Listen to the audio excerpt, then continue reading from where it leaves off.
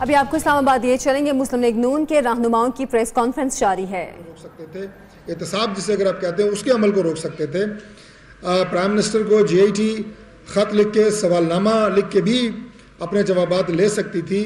شہباز شریف صاحب کو بھی سوال نامہ بھیجا جا سکتا تھا، ہماری بہن مریم نواز صاحبہ کو بھی سوال نامہ لکھ کے بھیجا جا سکتا تھا، جوابات لیے جا سکتے تھے، لیکن انہیں بلایا گیا۔ اور یہ پاکستان میں جب ہم کہہ رہے ہیں کہ نئی تاریخ رقم ہوئی ہے تو پرائم منسٹر ذاتی حیثیت میں جے آئی ٹی کے سامنے پیش ہوئے۔ تو یہ جو ایک بات ہم آئین اور قانون کی پاسداری کی کرتے ہیں، یہ سب اس کا پہلی بات تو یہ ہے کہ اس کا عملی ثبوت تھا، اور دوسری بات یہ ہے کہ جیسے آپ کہتے ہیں کہ نیت صاف ہونا، دل سے صاف ہونا۔ آج جب میں نے استعفے کی بات کی تو جب استعفیٰ ہم نہیں دے رہے تو اس لیے نہیں دے رہے کہ ہمارا ضمیر صاف ہے۔ ہم آپ کو اپنے تمام ادوار کو سامنے رکھ کے چیلنج کرتے ہیں کہ اس میں سے کچھ ڈھونڈ کے لائیں، کوئی الزام لگائیں۔ یعنی یہ تو جنرل ضیاء الحق صاحب کے دور میں ایک ریفرینڈم ہوا تھا اور اس میں ایک سوال انہوں نے پوچھا تھا، میں تو اسٹوڈنٹ تھا اس وقت، کہ کیا آپ اللہ اور اس کے رسول صلی اللہ علیہ وسلم کی شریعت کو مانتے ہیں؟ کون کہہ سکتا ہے کہ میں نہیں مانتا؟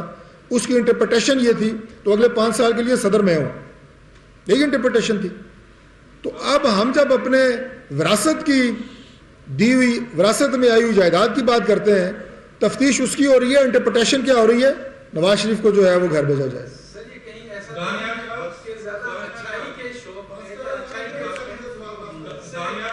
ہو گیا، میرا خیال ہے ہو گیا۔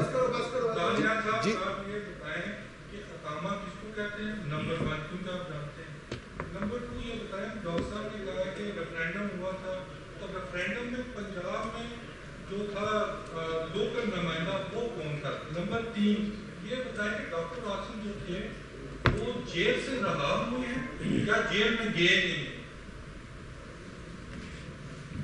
جہاں تک آپ نے ڈاکٹر عاصم کی بات پوچھی، ہمیں تو یہ پتہ چلا کہ انیشلی ان کے خلاف جو کیس بنا تھا وہ تو دہشت گردوں کو علاج معالجہ کرانے کا تھا اپنے اسپتال میں۔ اس کے بعد وہ چلتا چلتا شاید نیب کا بن گیا، پھر پتہ چلا کہ جی 230 ارب روپے جو ہیں وہ جو دہشت گردی ہے اور نیکسس ہے کرپشن کا، اس کے ذریعے سے جو ہے نا ان میں سے وہ شاید نکالنا تھا، وصولی کرنی تھی، پتہ نہیں اس طرح کچھ تھا۔